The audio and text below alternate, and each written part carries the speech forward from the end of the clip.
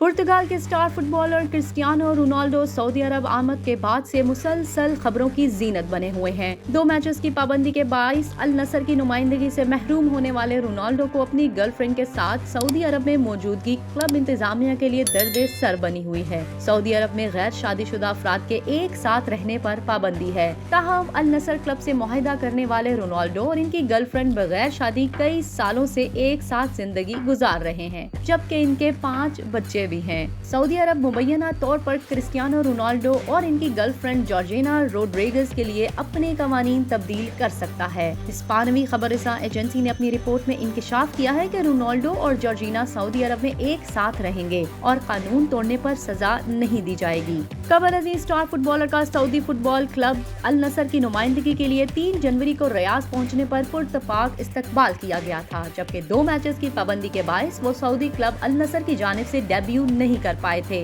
वाज़ेह रहे कि रोनाल्डो और सऊदी क्लब के दरमियान 2.5 साला मुआहिदा तय पाया है, जिसके तहत अल नसर क्लब इन्हें 21 करोड़ 30 लाख डॉलर्स मुआवजा अदा करेगा।